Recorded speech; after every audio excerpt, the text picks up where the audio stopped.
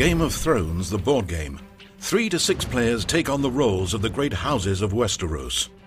By mustering armies, conquering territories and forming alliances, each house strives to claim the Iron Throne. In this 4-player example, House Baratheon, House Lannister, House Greyjoy, and House Stark gather their cards, tokens and units and place them on the board according to the information printed on their player screens. Next, each house places its victory, supply and influence tokens on the tracks found on the game board.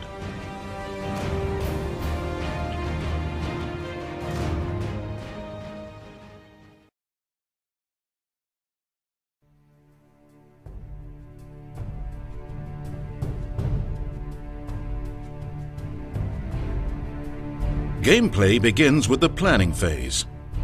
During this step, each player must place 1 order token face down on each area containing one of his units. Units consist of footmen, knights, ships, and siege engines. There are 5 different types of order tokens that a player can use: march, defense, support, raid, and consolidate power. Some orders have modifiers that affect the combat strength of units on the battlefield, while other, more powerful orders are marked with a star icon. These special orders are stronger variants of each order type. The number of special orders a player may place during the planning phase is determined by his position on the King's Court influence track.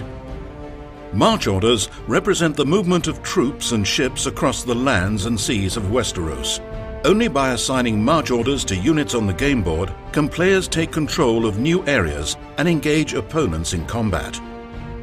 Defense orders represent the preparation of strong defensive positions. They grant a combat strength bonus to the defender of the assigned area. Support orders represent martial assistance to combat in an adjacent area. A player may not only grant support to his own adjacent units, but to adjacent units controlled by other players. This makes the support order the fulcrum of intrigue and negotiation in a Game of Thrones, the board game.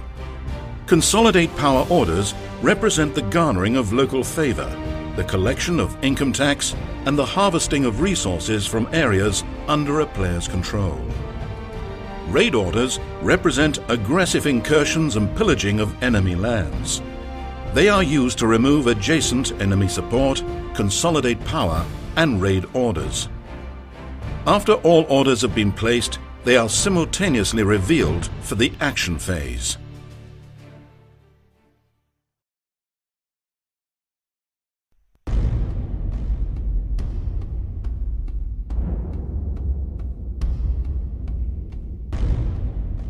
Since he holds the highest position on the King's Court influence track, the Lannister player controls the Messenger Raven token.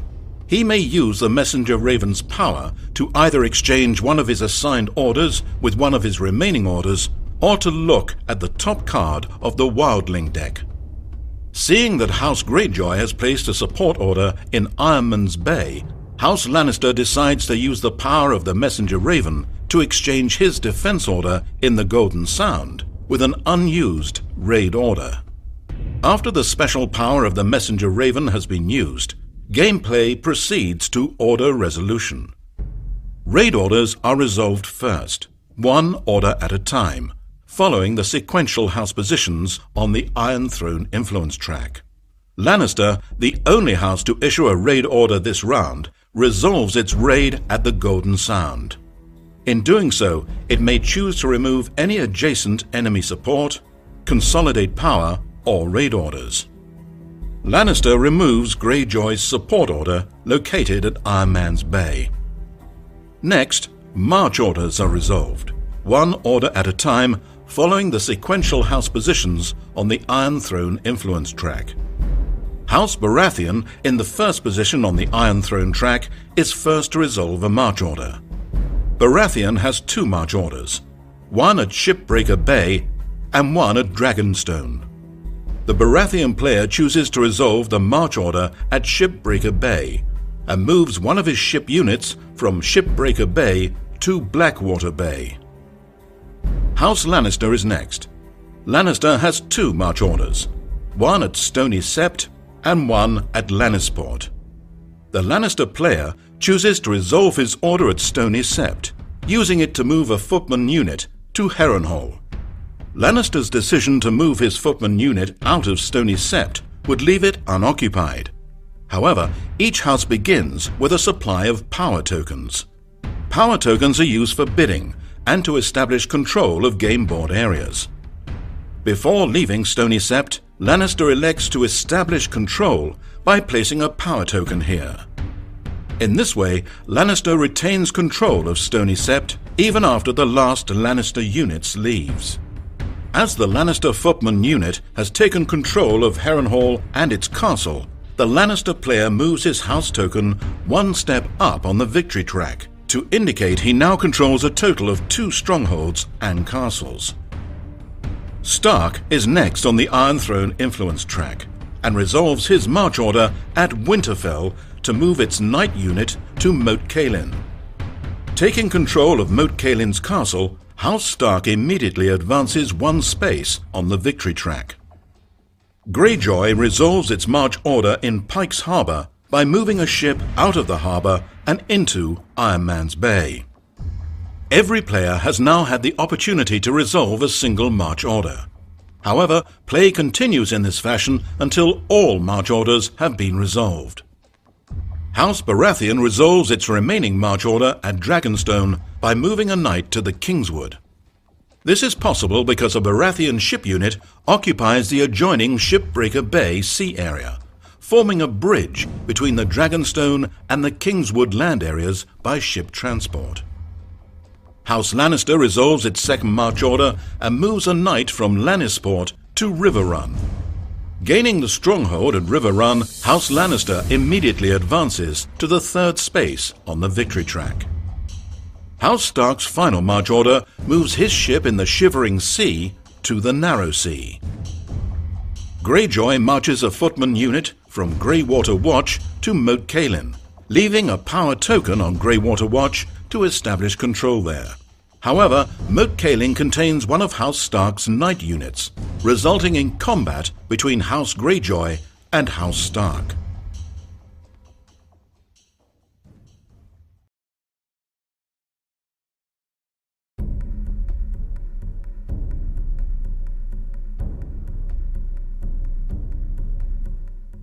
When a player marches one or more of his units into an area containing enemy units, combat ensues immediately and must be resolved before play proceeds to the next march order.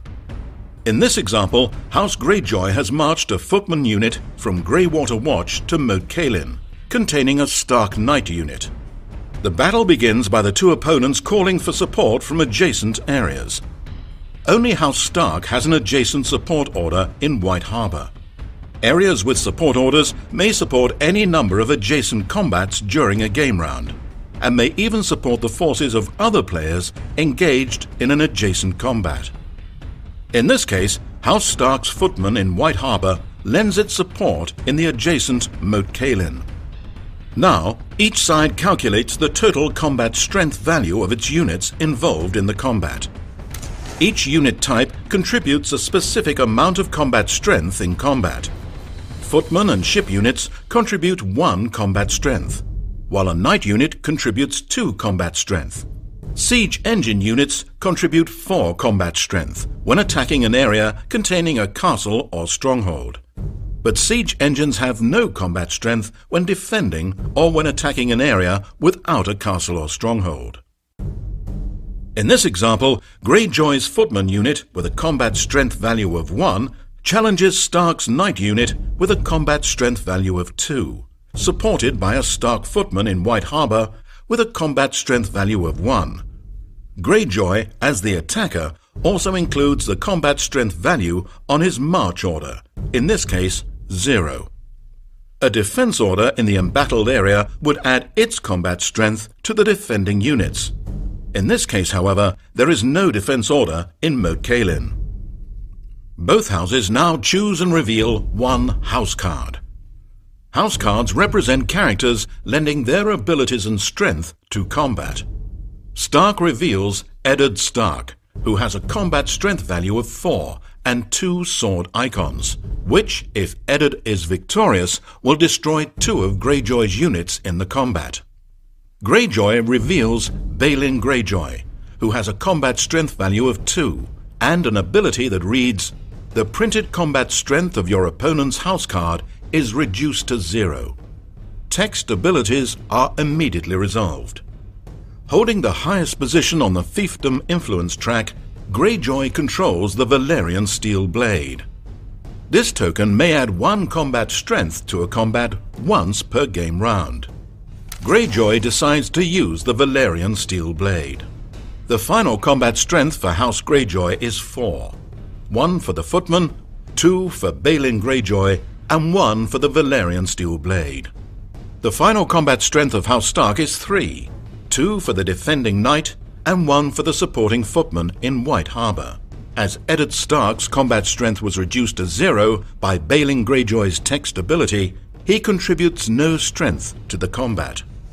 Greyjoy wins the battle 4-3, and Stark's knight must retreat to an adjacent, empty or friendly area.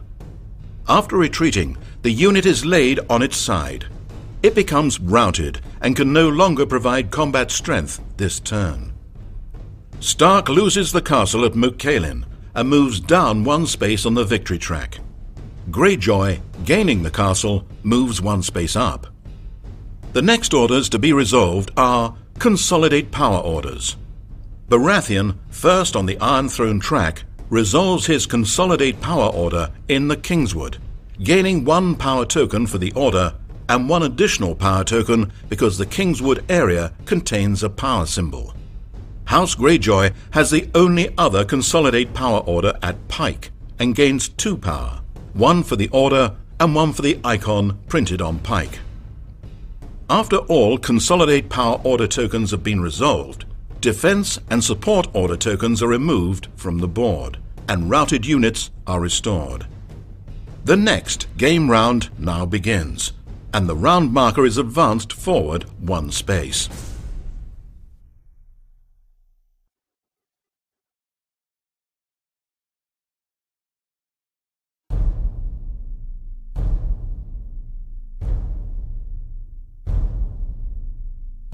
Every round after the first round begins by drawing a card from each of the 3 Westeros decks, which are then resolved in order. The first Westeros card in this example is Supply, which reads, Adjust Supply Track, Reconcile Armies.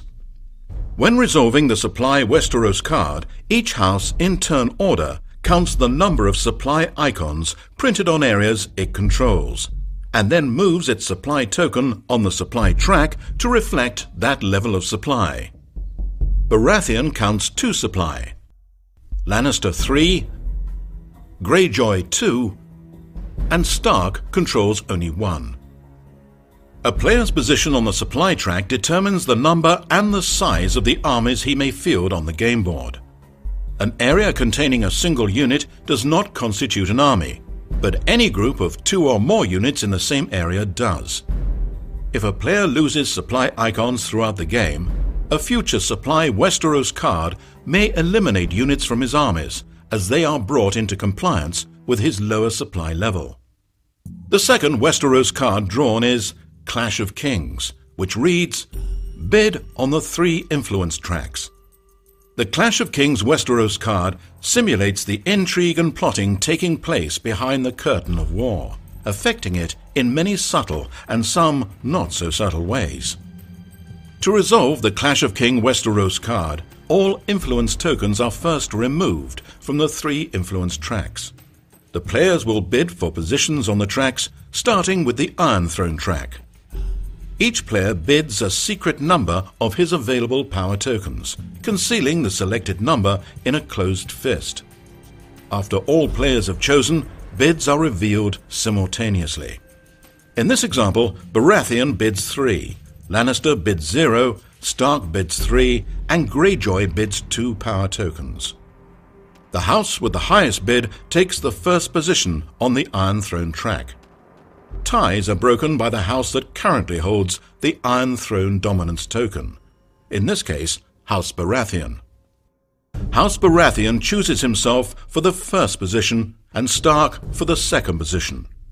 House Greyjoy, having bid third most, is placed in the third highest position, leaving House Lannister in the fourth position. After all positions have been determined on the Iron Throne influence track, the Iron Throne dominance token is awarded to the house on the track's first position. In this case, House Baratheon retains control of the Iron Throne dominance token. Next, bidding on the fiefdom influence track commences. Greyjoy wins first position with a bid of 3. Lannister wins second position with 2. Stark takes third position with a bid of 1, and Baratheon last with a bid of 0. After all final positions have been determined on the fiefdom influence track, the Valyrian Steel Blade dominance token is awarded to the house on the track's first position. In this case, House Greyjoy retains control of the Valyrian Steel Blade dominance token. Finally, the bid for the King's Court influence track is resolved. This reveals a Baratheon bid of 3, a Lannister bid of 2, a Stark bid of 1, and a Greyjoy bid of 1. Baratheon moves to the first position on the King's Court track and Lannister the second. Then House Baratheon, controlling the Iron Throne token, breaks the tie between Greyjoy's and Stark's bids by placing Stark in the third position and Greyjoy in the fourth position. After all positions have been determined on the King's Court track, the Messenger Raven dominance token is awarded to the house on the track's first position. In this case, House Baratheon takes it from House Lannister. With the Clash of Kings card resolved, play continues to the third and final Westeros card, entitled Wildlings Attack, which reads, The Wildlings Attack Westeros.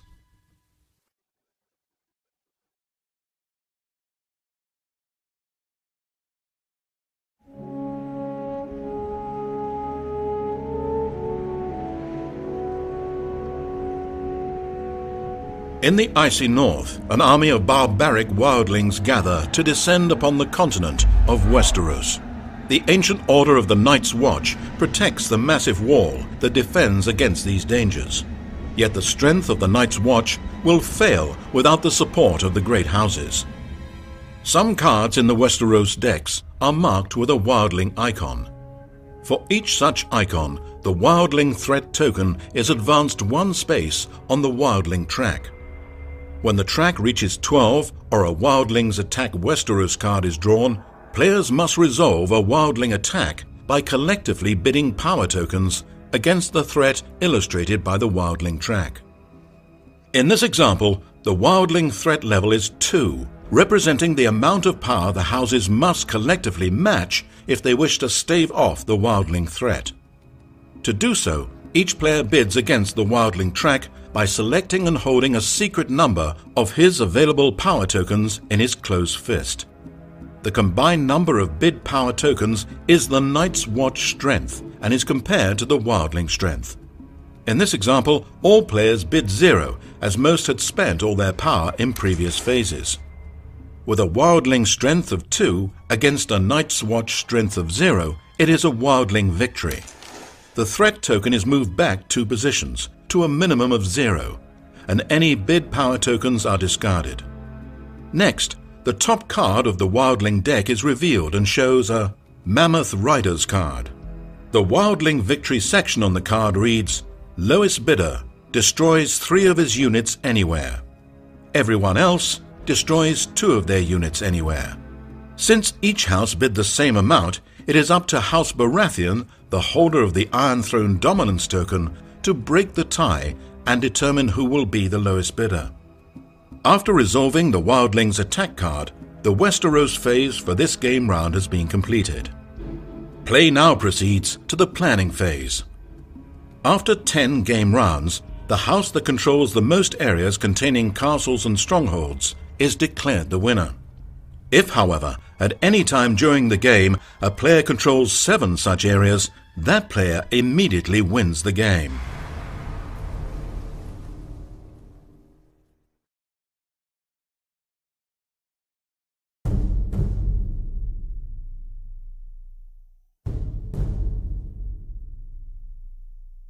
To conquer the great tracts of Westeros required to seize the Iron Throne, players will want to enlarge and expand their martial forces.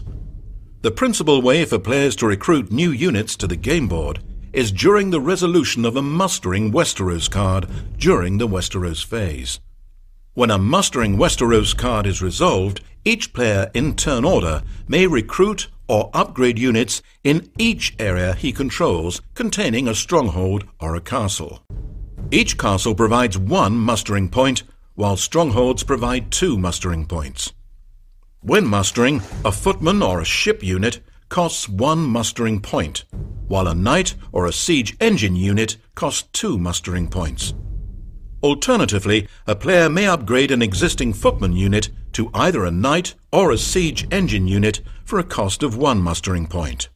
A player may never muster a unit that would cause the number or size of his armies to exceed his supply limit, as illustrated on the supply track on the game board.